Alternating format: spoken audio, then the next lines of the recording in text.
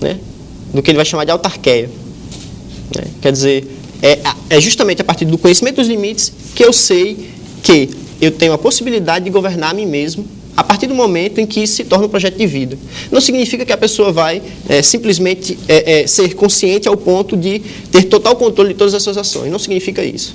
Né? Mas significa que eu reconheço em mim o princípio do movimento, eu reconheço que eu escolho determinados prazeres e rejeito outros. E outra coisa que eu gostaria de enfatizar é que é um caráter físico, né? É físico. Eu sinto atração. Por exemplo, no meu caso especificamente, eu gosto muito de café. Quer dizer, o café é um prazer para mim. Eu sinto uma inclinação, uma atração pelo café. Né? Quer dizer, esse impulso, né? essa coisa que atrai, é o ponto da reflexão. Né? Então, a partir do momento, então, em que eu começo a perceber essas coisas, eu posso governar melhor a mim mesmo. Né? Quer dizer, a partir do momento em que eu percebo que determinadas coisas que eu escolho me trazem mais dor do que prazer, né? Eu posso optar por não me deixar levar por esse, como é que eu posso dizer, por essa via. Né? Então, é justamente esse movimento que no primeiro momento parece tão simples, né? Que quando é expandido para diversos campos da nossa vida, mostra justamente essa capacidade de governar a si mesmo. Né? E mais uma vez insisto, quer dizer, hoje em dia não é uma coisa tão apreciada e diria mais ainda, não é fácil ser autônomo, né? Porque as diversas tecnologias, os diversos modos estão aí o tempo todo nos colocando numa condição de dependência, né? Mas ainda assim, né, o que fica claro é que cada um de nós é um corpo, né? E quando ele dizia corpo, Epicuro especificamente, né, ele pensava a alma e o corpo como uma totalidade, ele não via uma separação, não, a unidade. Né? Essa diferença é um pouco funcional e constitutiva, vamos dizer assim. Né? Ele pensava, quando eu estava falando da coisa da química e do prazer, e estava querendo dizer que essa coisa não era tão nova, né? Eu queria dizer que há 2.300 anos atrás, né, quando Epicuro pensava o prazer, ele não pensava a partir de um imaginário tão simples, né, assim, do corpo simplesmente. Né? Ele percebia que existe uma dimensão microcósmica. Né? No caso, ele era um atomista. Né? E assim, claro que as pessoas podem dizer hoje em dia, olha, essa questão do átomo já foi superada, a gente, né, já tem outras visões e tudo, mas me parece que o átomo dos gregos, o átomo de Demócrito, de Epicuro e Leucipo, não é, né, o átomo da ciência do século XIX. Né? Quer dizer, o átomo significava lá aquilo que não é divisível. Né? É o limite da realidade. Então, enquanto eles estiverem encontrando divisões, eles não vão ter encontrado o átomo. Né?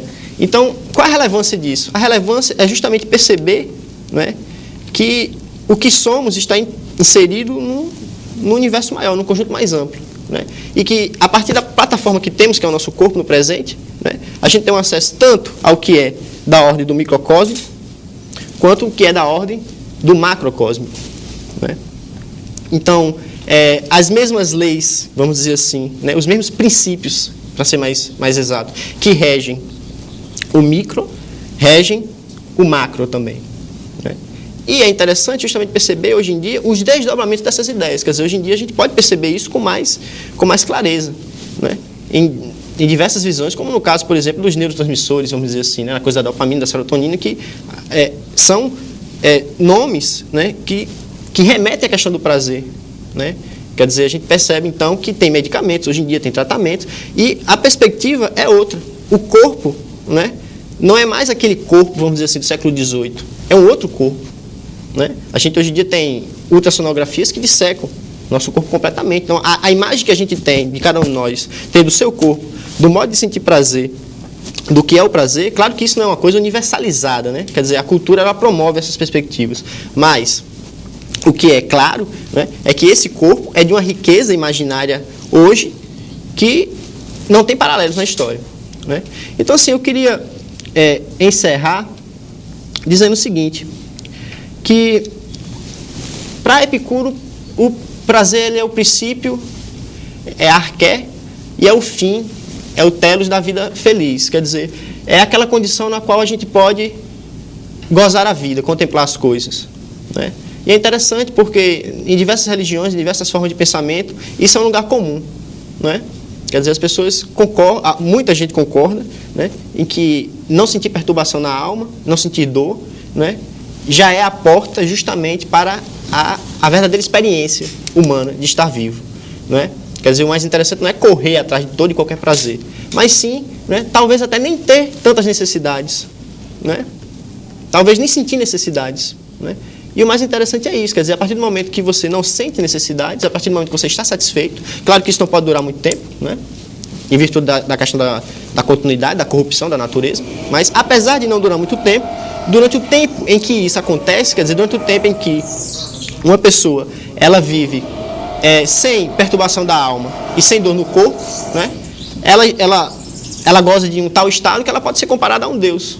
Um Deus em que sentido? No sentido de não ser afetado, de não ser perturbado, né? E acima de tudo de poder, vamos dizer assim, estar numa unidade maior, né? E essa ausência de dor no corpo e a ausência de perturbabilidade promove essa unidade, né?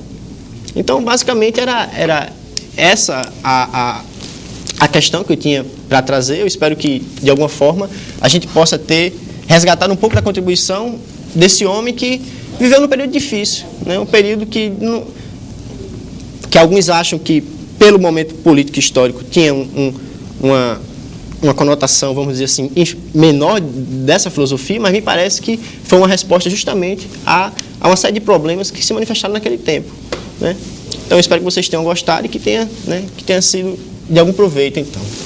Eu lembro a você que está em casa que você pode assistir a gravação do Café na quinta-feira à tarde. Basta ligar para o 3215-3267 e falar com o Benilton, que é da produção.